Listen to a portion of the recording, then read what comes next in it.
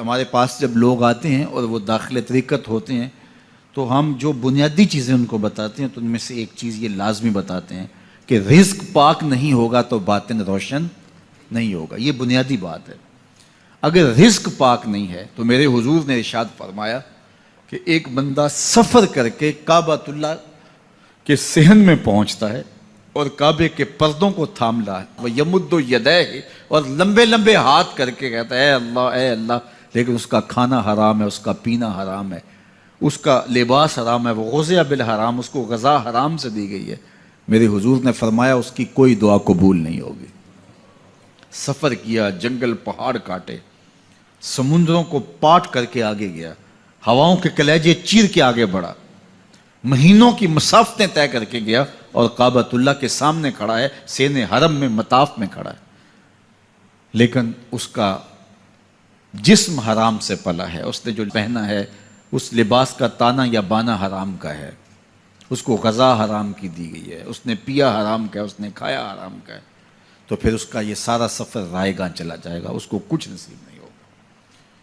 تو سب سے پہلی شرط اس عنوان سے عقل حلال ہے. اس کے بعد پہ صدق مقال ہے کہ آپ کی زبان جھوٹ نہ بولے. جب کوئی شخص جھوٹ بولتا ہے, روحانیات تو دور کی بات ہے, اللہ کے فرشتے اس سے 1 میل دور ہٹ جاتے ہیں. جب کوئی شخص جھوٹ بولتا ہے تو حدیث پاک میں آتا ہے اس کے منہ سے ایک خاص قسم کی بدبو نکلتی ہے. اس بدبو کو ہم نہیں سونگھ پاتے لیکن فرشتے سونگھ لیتے ہیں, چونکہ فرشتے انتہائی حساس مخلوق ہے, اور وہ جھوٹ کی وجہ سے نکلنے والی بدبو کو سونگھتے ہیں. اللہ نے حضرت امام اعظم امام ابو حنیفہ رضی اللہ تعالیٰ عنہ کو یہ بصیرت عطا کی تھی اور یہ باطنی نظر بخشی تھی کہ جب کوئی شخص وضو کرتا تھا تو اس کے وضو کے پانی سے پہچان لیتے تھے کہ یہ کس گناہ کا مجرم ہے. جب بندہ وضو کرتا ہے تو وضو سے ہاتھوں کے گناہ جھڑتے ہیں, منہ کے گناہ جھڑتے ہیں, تو وہ وضو کے پانی سے اس بات کو محسوس کرتے تھے. اللہ نے ان کو وہ بصیرت عطا کی تھی, لیکن انہوں نے اللہ کی بارگاہ میں عرض کی مالک مجھ سے یہ چیز چھین لے, یہ چیز مجھے نہیں چاہیے. لوگوں کے بارے میں جو ہے وہ ایسا گمان پھر پیدا ہوتا ہے. تو فرشتوں کو اللہ نے وہ حساس جو ہے وہ پاکیزہ وجود دیا, اور ان کی حس ایسی ہے کہ وہ بدبو جو انسان بولتا ہے اور لفظوں سے جو اثرات نکلتے ہیں وہ محسوس کرتے ہیں. تو جب کوئی شخص جھوٹ بولتا ہے تو اس کے جسم سے, اس کی زبان سے جھوٹ کے ساتھ بدبو نکلتی ہے. اللہ کے فرشتے 1 میل دور تک پیچھے ہٹ جاتے ہیں. تو مجھے بتائیے, جو شخص جھوٹ بولتا ہو کیا اسے کوئی روحانی مرتبہ مل سکتا ہے؟ یہ سوچا بھی نہیں جا سکتا, یہ امکانات سے ہی نہیں ہے. اللہ کے محبوب علیہ السلام سے پوچھا گیا کہ حضور کوئی مسلمان, کوئی مومن کیا بزدل ہو سکتا ہے؟ فرمایا نہیں, وہ بہادر ہوتا ہے, لیکن ہو سکتا ہے کبھی اس سے بزدلی بھی سرزد ہو جائے. انسانی کمزوری ہے, کبھی انسان بہت طاقت میں ہوتا ہے, کبھی انسان کمزور بھی پڑ جاتا ہے. فرمایا ہو سکتا ہے کبھی اس سے ہو بھی جائے. پھر پوچھا کہ بخل کر سکتا ہے؟ فرمایا نہیں, مومن سخی ہوتا ہے, لیکن ہو سکتا ہے کبھی اس سے بخل بھی ہو جائے. کبھی کبھی دولت اسے اچھی بھی لگنے لگ جاتی ہے, جس طرح فرمایا گیا کہ اولاد مبخلتن مجبنتن, یہ جو اولاد ہوتی ہے یہ بندے کو بخیل بھی بنا دیتی ہے اور بزدل بھی بنا دیتی ہے.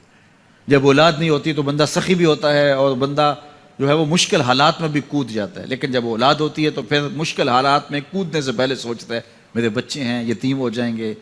اس کو یہ خیال آتا ہے, پہلے ایسے مال لٹاتا ہے لیکن اولاد ہو جائے تو پھر وہ اولاد کا سوچتا ہے کہ ان کے لیے کچھ میں جمع کر لوں. تو اولاد فرمایا میرے حضور نے کہ مبخلہ و مجبنہ, یہ بخیل بھی کر دیتی ہے اور یہ کمزور اور بزدل بھی بنا دیتی ہے. تو مومن ہوتا بہادر ہے, لیکن ہو سکتا ہے کبھی اس سے بزدلی بھی ہو جائے. مومن سخی ہوتا ہے لیکن کبھی ہو سکتا ہے اس سے بخل بھی ہو جائے. لیکن تیسرا سوال حضور سے پوچھا گیا کہ مومن جھوٹا ہو سکتا ہے؟ تو اس پہ 2 ٹوک کہا, نہیں جھوٹا نہیں ہو سکتا. یہ نہیں ہو سکتا کہ مومن ہو اور جھوٹا ہو, وہ سچ بولنے والا ہوگا.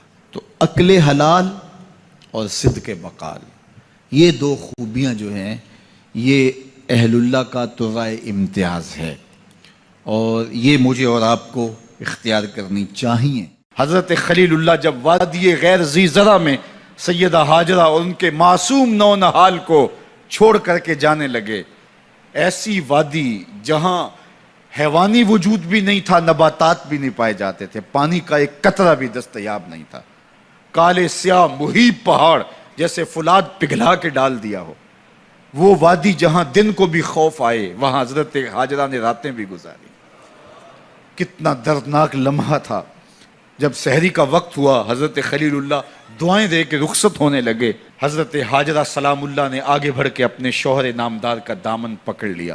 تمسکت بعضیالہ، دامن پکڑ کے بولی، میرے شوہر نامدار، اس محیب وادی میں، اس پہاڑوں کے دامن میں جہاں دن کو بھی خوف آئے، نونہال معصوم کے ہمراہ مجھے چھوڑ کے کہاں جا رہے ہو؟